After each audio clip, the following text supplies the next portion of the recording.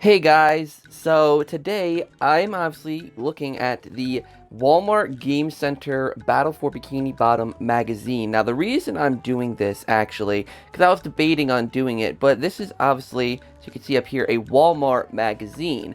And not everyone has a Walmart near them, or a Walmart at all if you're in a different country.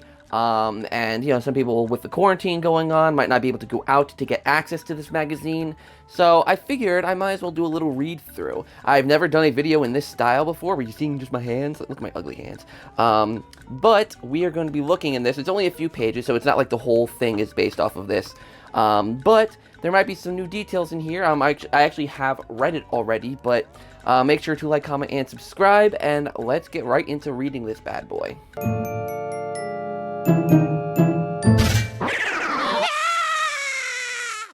I would also like to say, before we officially get started, that, what was I going to say? That yesterday's speedrunning video went up, part 2 of Speedrunning Battle for Bikini Bottom. And if you want to watch that, make sure to go and watch it. So, here we go. Here's the first page that says, Fun SquarePants Battle for Bikini Bottom Rehydrated. Are you ready? Or are ya ready? By Josh Harmon. So let's read it now. Who lives in a pineapple under the sea? If you're anywhere between the ages of 10 and 30, the odds are good that you shouted out the answer, even if only in your head. Since his show debuted on Nickelodeon in 1999, SpongeBob SquarePants, the energetic fry cook who calls Bikini Bottom home, has become a veritable cultural phenomenon. Or I think it's veritable. Whatever. And while the perennially... Oh my god, they're using these kind of words. Are you kidding me? The perennially... cheery Periphean has starred in plenty of video games. There's perhaps no more beloved adaptation than SpongeBob SquarePants Battle for Bikini Bottom, a 3D platformer THQ originally released way back in 2003. Now, THQ Nordic and Purple Lamp Studios are bringing the adventure back on Xbox One, PlayStation 4, and Nintendo Switch with SpongeBob SquarePants Battle for Bikini Bottom Rehydrated. Anyone who played the original will be able to revisit it, and anyone who didn't will be able to discover what the fuss was about. The original Battle for Bikini Bottom released in an age when licensed tie-in games were still mostly cheap, simplistic cash-ins, and they often didn't bother to understand what was so special about their source material. But the SpongeBob game stood out because it went against both of those trends. One reason it became a cult classic is of course because it features tons of characters from the TV series and a lot of the irreverent SpongeBob humor that kids and adults love, said Martin Krayok. Sorry, I can't pronounce this. I'm just saying Martin. Producer at THQ Nordic. Another reason is the whole variety of gameplay and locations. Every iconic location has multiple segments, a unique vibe, special puzzles, and individual story plots.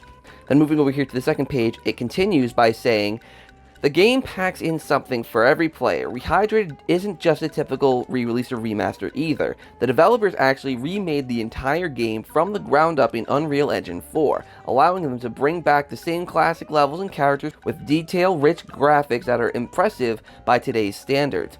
At the same time, however, they also took great lengths to replicate the gameplay of the original, give or take a few quality of life improvements, like a more modern camera.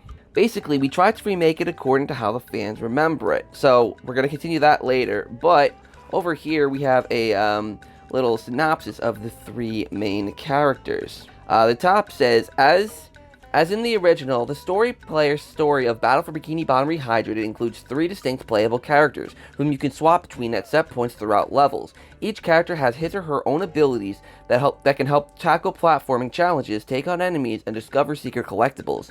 The remake also introduces some tweaks and improvements to each character. Our goal was to integrate our changes so subtly that even fans of the original would not notice these changes right away, explained THQ Nordic producer Martin. Here's a quick guide to what sets the trio of heroes apart. SpongeBob has access to a few special abilities that his friends don't. For one, he can use his underpants to bungee jump off set points in some levels, to help him pick up whatever might be hidden below. True to the cartoon, he also has access to a few bubble-based abilities, like the cruise bubble, which launches out a controllable torpedo made of, you guessed it, bubbles. Patrick Star. Anyone who's seen the show knows that SpongeBob's starfish bestie is something of a big lug. But in Battle for Bikini Bottom's version of Patrick is no different. He's strong enough to pick up and throw objects and smaller enemies. He can even chuck ice cubes to freeze nearby water, allowing you to walk across. In a rehydrated upgrade, he can now strafe while throwing objects, which should make him a little easier to control. So that's a new detail that Patrick can now strafe, and I believe actually we did see that in the gameplay on Wednesday, that Patrick was kind of strafing while he was getting ready to throw the throw fruit, so that is pretty cool. Then you have Sandy Cheeks. Martin describes the adventurous Sandy as the game's most dynamic character, and it's easy to see why. With karate-based attacks and a lasso that lets her glide and swing over gaps, she is a veritable action hero. If action heroes were squirrels that explored the bottom of the ocean in dive suits.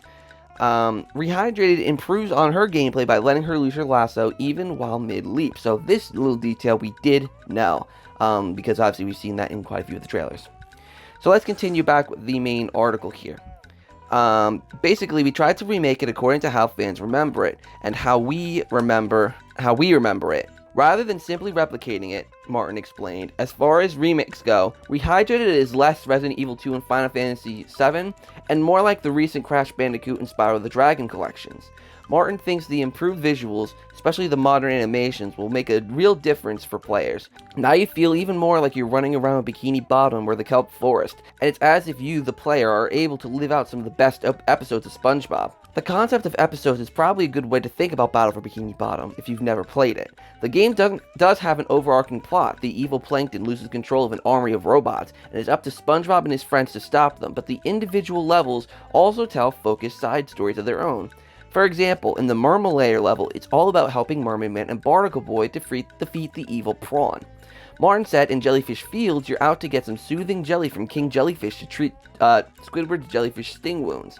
Across these adventures, you'll do battle against robots, solve puzzles, and conquer platforming challenges.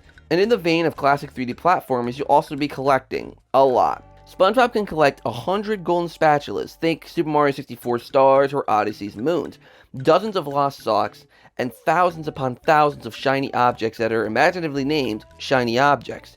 If hopping around colorful levels and hoovering up everything in sight is your thing, Rehydrated certainly will scratch that itch.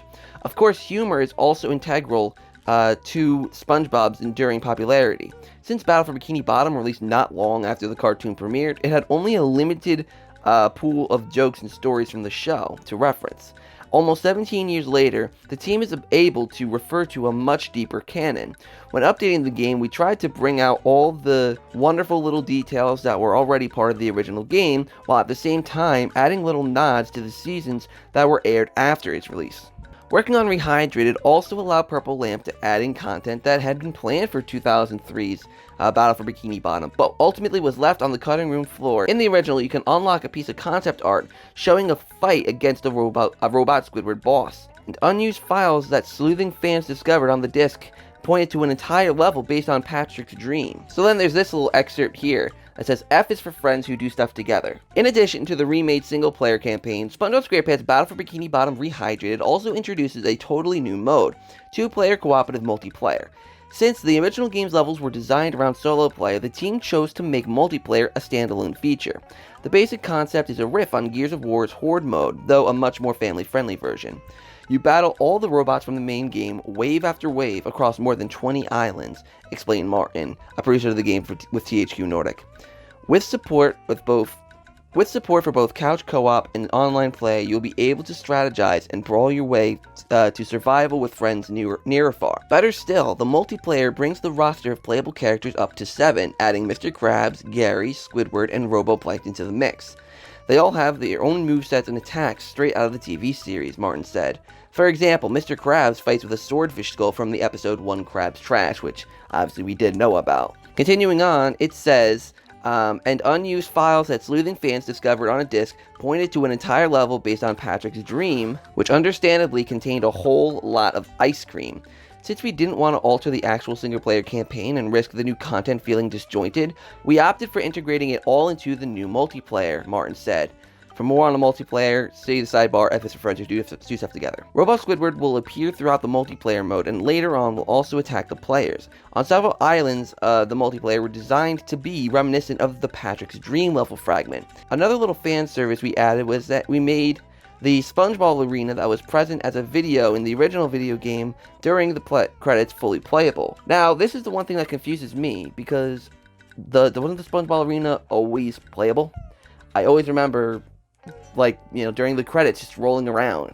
Like, I don't know, like that's why there is that little podium, so that you can go to the credits and just play in the Spongebob arena, but I digress. Much like its absorbent yellow and porous star, SpongeBob SquarePants Battle for Bikini Bottom Rehydrated seems eager to please, offering both a respectful and polished look take on a cult classic and a generous helping of new stuff.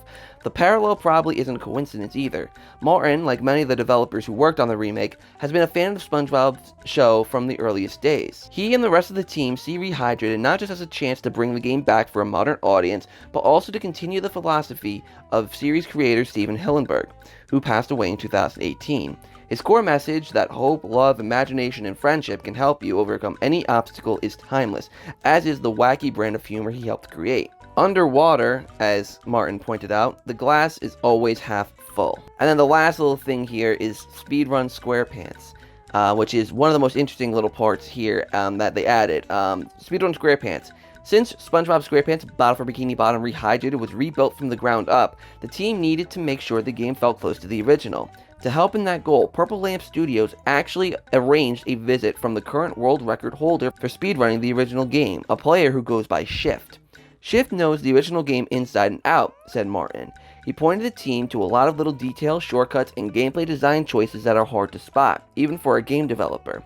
He visited the development studio and played the full game as far as it was done at that time, together with the team. While Shift may very well be the world's foremost expert on Battle for Bikini Bottom, he wasn't the only fan that the team at Purple Lamp turned to for ideas. We've looked through the discussions fans had on various forums and tried to adjust our visions to incorporate their expectations. In fact, the game's achievements, or trophies, were directly inspired by an imagined list posted to a community wiki. The team liked it so much that we got in touch with them, and the authors kindly allowed us to use what they came up with in the actual game. So there you have it, guys. That was the read-along of the story. Sorry if my speech was a little bit juddered at some points, but, like, obviously there wasn't too much new here. I mean, one thing I think is interesting is here it says, where is it? That, basically it says you battle all the robots from the main game. So I wonder if robots like Slick, Tublet, and Sleepy Time that we haven't seen yet, I wonder if they are in the Horde mode at some point. I don't know. It's one of those things that we don't quite know still. But that is basically it, guys. So hopefully you enjoyed this little read through. Make sure to like, comment, and subscribe. And until next time, guys, I'll see you in the next video.